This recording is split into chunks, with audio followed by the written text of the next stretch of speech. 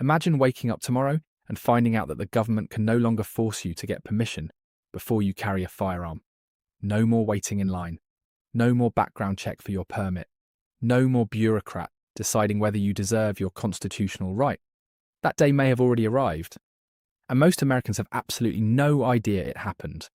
Right now, across this country, something seismic has shifted in the legal landscape around gun ownership, and whether you own a gun or not, whether you love the Second Amendment or you're terrified of it, this decision touches your life directly.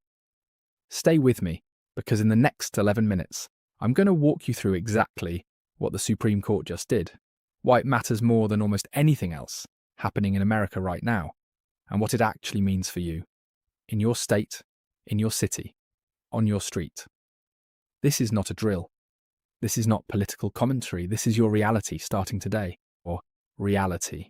Before we go any further, if you care about knowing what's actually happening in America before the mainstream media spins it into something unrecognizable, hit that like button right now and subscribe.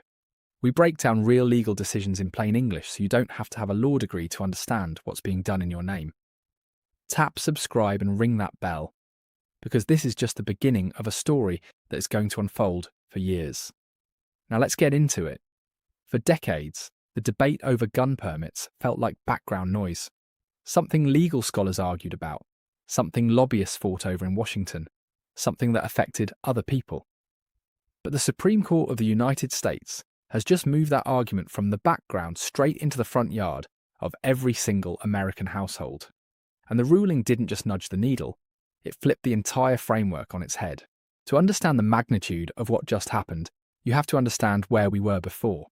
For most of American history, states had enormous power when it came to regulating who could carry a firearm in public. Some states were what lawyers called shall issue states, meaning if you passed a background check and completed a safety course, the government had to give you a carry permit. Other states were may issue states. And this is where things got complicated and, frankly, for a lot of Americans, deeply unfair. In a may issue state, a government official had the discretion to decide whether you had a good enough reason to carry a gun in public. You had to prove a special need. You had to justify yourself. And in practice, what that meant was that wealthy, well-connected people could get permits, while ordinary citizens, the very people who might need protection the most, were turned away. Think about a woman living alone in a high-crime neighbourhood. Think about a small business owner working late nights in a dangerous part of town. Under the old may issue system, those people often couldn't get a permit, no matter how legitimate their need was, because some clerk behind a desk decided their reason wasn't good enough. That system is now, legally speaking, dead. The Supreme Court's landmark ruling in New York State Rifle and Pistol Association versus Bruin changed everything. And I know what some of you are thinking. Bruin, that happened a couple years ago. Why are we still talking about it? We're still talking about it because the full legal earthquake from that ruling is still being felt. Courts around the country are still processing what it means. States are still scrambling to rewrite their laws. And the practical consequences for everyday people are still rolling out in real time. So let's talk about what Bruin actually said. In plain English, no law school required. The court said this: the Second Amendment protects the right of an ordinary, law-abiding citizen to carry a handgun outside the home for self-defense. Not just inside your house, outside, in public, on the street. And here's the part that hit like a lightning bolt. The court said that any government restriction on that right has to be justified by historical tradition. Meaning, if the government wants to limit your gun rights, they have to point to a law from the era of the Founding Fathers that did something similar. They can't just say we have a public safety interest. They can't just cite statistics about gun violence. They have to show that the founders themselves would have recognised this kind of restriction. And when you hold most modern gun permit requirements up against that standard, they don't survive. Think about what that means in practice. New York, California, New Jersey, Maryland, Massachusetts, Hawaii. These were the states with the strictest may issue permitting systems in the country. States where getting a carry permit was, for most ordinary people, effectively impossible. The Supreme Court looked at those systems and said, unconstitutional. Gone. You cannot make a citizen prove a special need to exercise a constitutional right. You wouldn't demand that someone prove a special need before they could speak freely or practice their religion. The Second Amendment is no different. Now here's where it gets even more interesting and more complicated. Because the Bruin decision didn't just overturn specific laws, it gave lower courts a new test, a new framework for evaluating all gun regulations going forward. And that framework has been working its way through the court system like a slow-moving but unstoppable wave. Federal judges across the country have been applying the Bruin standard to all kinds of gun laws, not just carry permits, background check requirements, restrictions on certain types of firearms, red flag laws, age restrictions. All of it is being tested against this new historical standard, and some of those challenges are succeeding in ways that are genuinely shocking legal observers on both sides of the debate. Let's talk about what this means state by state, because this is where it gets real for you personally. If you live in a state that was already what we call a constitutional carry state, Texas, Florida, Arizona, and about half the country at this point, the Bruin decision was essentially a confirmation of what you were already living. In those states, you don't need a permit to carry a concealed handgun. You never did, or you haven't for a while. For you, the ruling says you were right, and the states that were doing it differently were wrong. But if you live in a blue state, and I'm going to be specific here because vagueness doesn't help anyone. If you live in New York, California, Illinois, New Jersey, or any of the other states that had strict permitting requirements, your world has changed fundamentally. New York tried to respond to Bruin by passing a new law. They called it the Concealed Carry Improvement Act. And they loaded it up with new restrictions designed to work around the ruling. They created new requirements, new sensitive locations where carry was banned, new character requirements for permit applicants. And the courts have been fighting over that law ever since. Parts of it have been struck down. Parts are still being litigated. The legal battle is ongoing. And here is the bottom line for New Yorkers. The landscape has shifted dramatically, even if it hasn't fully settled yet. California did something similar. Doubled down, tried to find new ways to restrict carry that might survive the Bruin standard. California's courts have been a battleground. Some judges have upheld restrictions, others have struck them down, and the cases are working their way up through the appeals process right now. What happens in those appeals will define gun rights in the most populous state in the country. And here is something that almost nobody is talking about. This isn't just about carry permits. The Bruin decision opened a door, and through that door, Second Amendment advocates have been marching with challenge after challenge to laws that have existed for decades. Assault weapon bans, magazine capacity limits, background check systems, age requirements. All of it is now being challenged using the Bruin framework. Not all of those challenges will succeed, but some of them are succeeding. And when you add it all up, you're looking at a wholesale renegotiation of gun law in America that is happening right now, quietly, in federal courtrooms across the country. Let me tell you about something that happened in a federal court that most people completely missed because it wasn't covered the way it should have been. A federal judge struck down a law that prohibited people under domestic violence, restraining orders from possessing firearms. Now, before you react emotionally to that, and I understand why you might, here's what the court said. The government could not point to a sufficiently analogous historical law from the founding era. That was the test. That was the Bruin standard applied in a way that shocked even some Second Amendment supporters. The Supreme Court ultimately stepped in on that specific issue, ruling that the domestic violence prohibition could stand. But the fact that it even got to that point tells you everything about how powerful and far-reaching this new legal framework is. Now, I want to talk to you about something that goes deeper than the legal technicalities, because the real story here isn't just about permits and court rulings. The real story is about what kind of country we want to be and who gets to decide. For generations, gun control was built on a simple premise. If we make it harder to get guns, we'll have less gun violence. That sounds logical. It sounds compassionate. But the data on that premise is genuinely complicated. And I'm not saying that to take a political side, I'm saying it because it's true. Some studies show that permit requirements reduce gun deaths. Other studies show that they have no significant effect.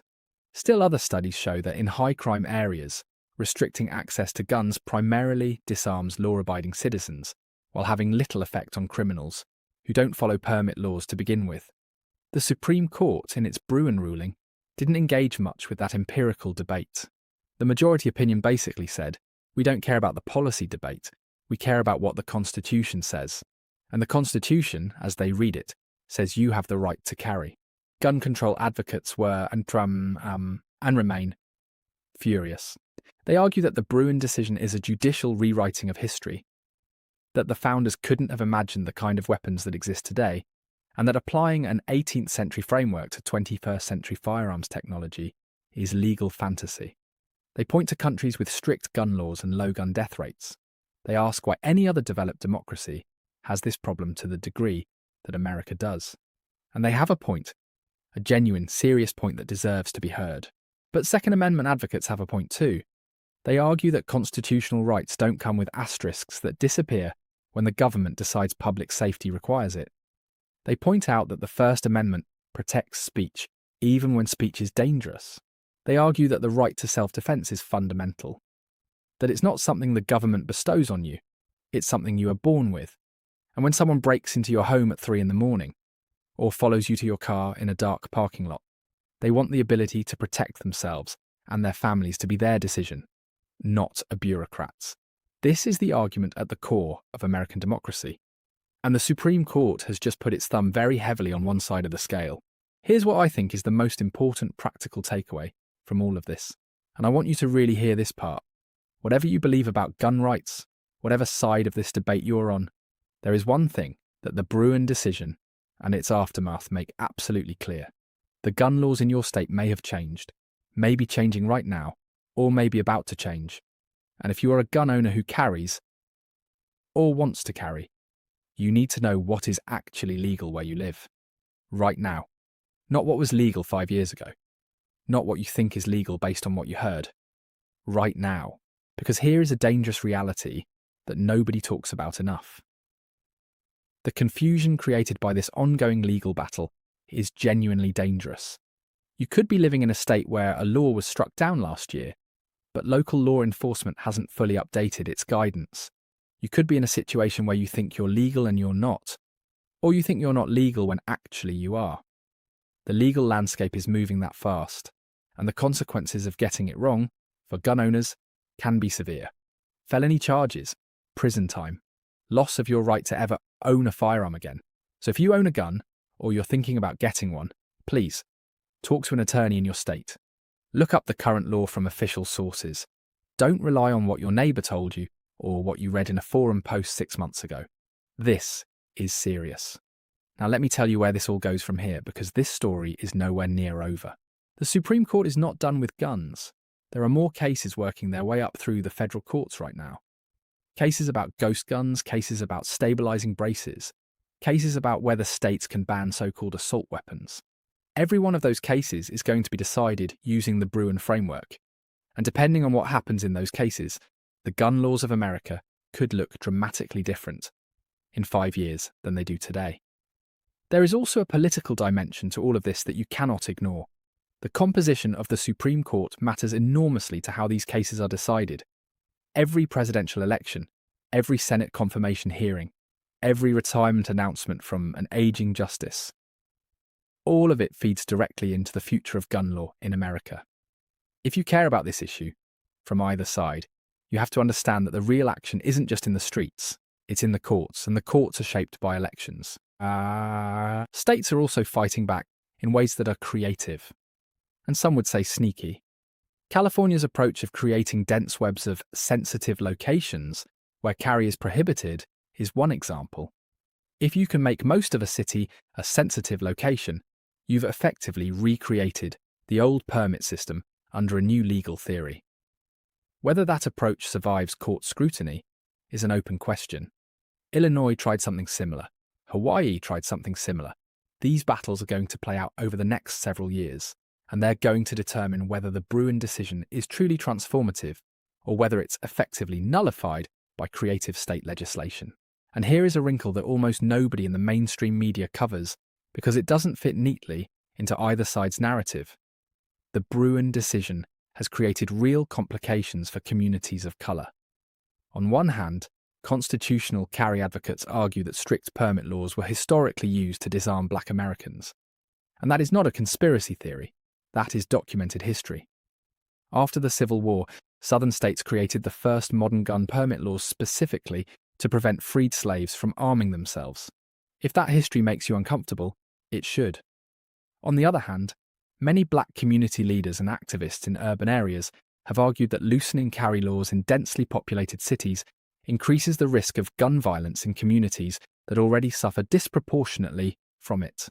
This tension between historical oppression and present-day public safety is real, and it deserves honest conversation. And it's a conversation that the Supreme Court's ruling has forced into the open in a way that cannot be avoided. Let's bring this back to you. Because at the end of the day, this isn't about legal theory. It's not about political teams. It's about what kind of life you live and what rights you actually have. So here's your real-world checklist coming out of everything we've talked about today. If you own a firearm, know your state's current laws, not last year's laws, right now. If your state has been through recent court decisions, and almost every state has at this point, verify with a current official source what is and isn't legal. If you want to carry, understand whether your state requires a permit, doesn't require one, or is currently in a legal limbo where the rules are being contested. The Bruin decision means more people are legally permitted to carry in more places than before. But it doesn't mean there are no rules. There are still rules. Know them. If you don't own a firearm, but you're concerned about public safety, understand that the policy response to Bruin isn't over. Organisations on both sides of this debate are engaged in intense legal and legislative battles right now. If you want to influence the outcome, the most effective thing you can do is pay attention to your state legislature, your governor, and, this is crucial, your federal senators and their positions on judicial appointments. Those appointments will shape gun law for decades. And if you're someone who just wants to understand what's happening in your country, which is most of you because that's why you're here, understand this: the Supreme Court has done something rare and profound. It has taken an issue that was slowly, imperfectly evolving through democratic processes, state by state, law by law, with all the messiness that democracy involves, and it has imposed a constitutional framework that dramatically restricts how states can respond to gun violence. Whether you think that's the right call or a catastrophic mistake depends on what you believe about the Constitution, about history, about government power, and about human rights. There is no answer that makes everyone happy, but there is an answer that is now the law of the land. The Supreme Court has spoken. 40-plus states now have some form of constitutional or shall issue carry.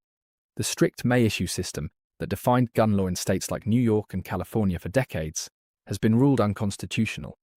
And the cases that follow, the ones working their way up through the courts right now, are going to define the next chapter of what it means to be an armed citizen in the United States of America.